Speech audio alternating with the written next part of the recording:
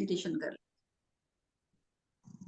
अगर आप योग तत्व, जो हमारा उपनिषद है एक योग तत्व नाम से, अगर आप उसमें स्टडी करें तो उसमें कुछ मंत्र हैं, आप कहेंगे तो मैं मंत्र आपको भेज भी दूंगी। मंत्र संख्या वहां पर योग तत्व में 88, 89 एंड 90 है।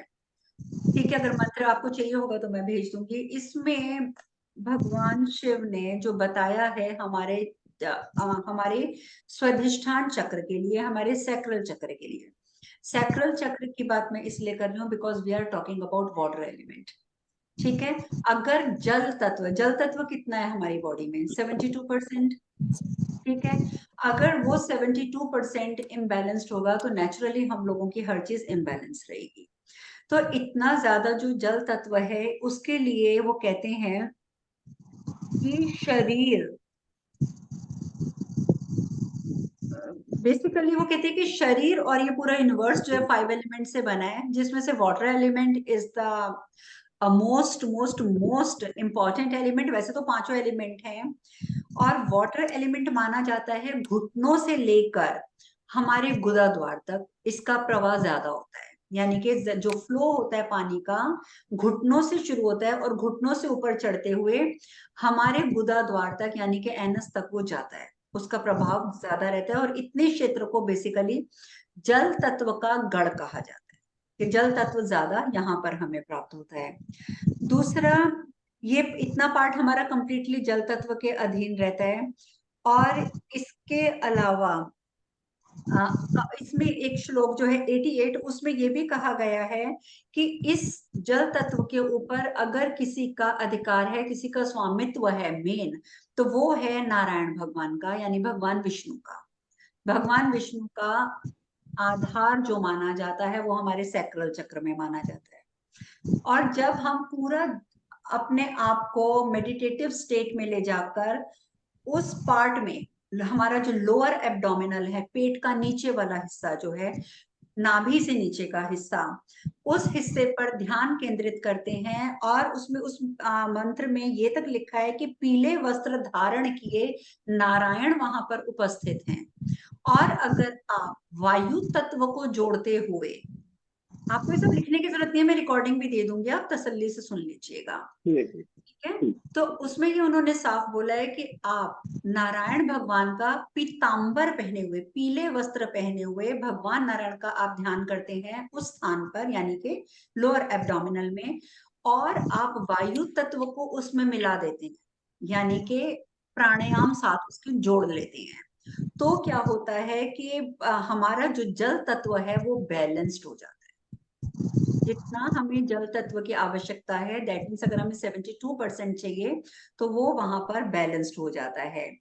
बेसिकली भगवान कहते हैं कि यहाँ इसके लिए आपको 2 घंटे का ध्यान करना बहुत जरूरी होता है, पर अगर आप 2 घंटे नहीं समय निकाल सकते तो 15-20 मिनट का आप ध्यान कीजिए।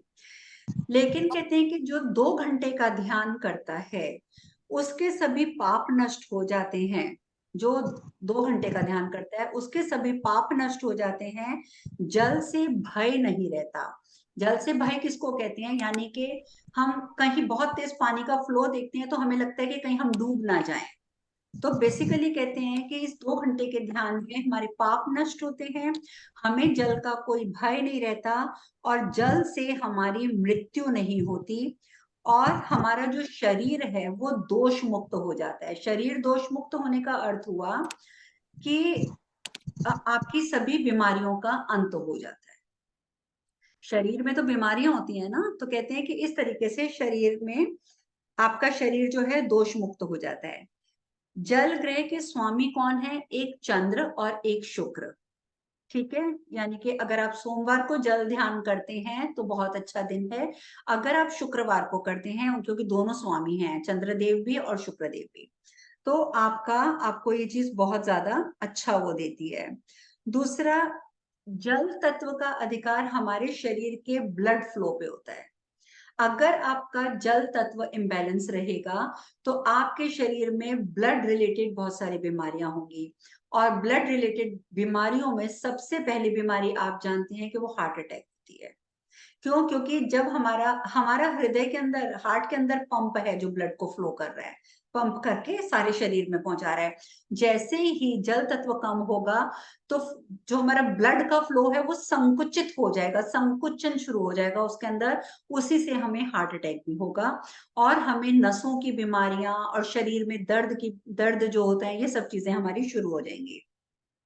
और जो व्यक्ति जल तत्व को संतुलित रखता है तो उसका कफ संतुलित रहता है, उसके लंग्स, उसके फेफड़े संतुलित रहते हैं, उसका रेस्पिरेटरी सिस्टम यानी कि जो श्वसन तंत्र है वो स्वस्थ रहता है, और इसके साथ साथ उसे दीर्घायु मिलती है, यानी कि उसकी उम्र लंबी होती है, जिसका जल तत्व होता है।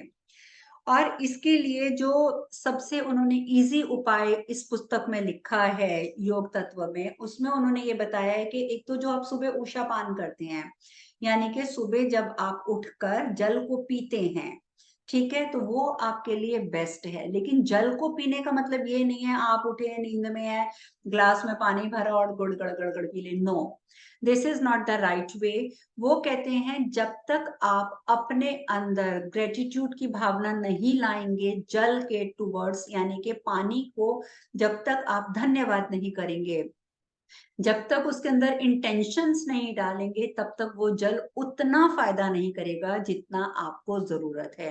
अगर 100% है होता है पानी का फायदा, तो आपको 25-30% होगा, 25-30%।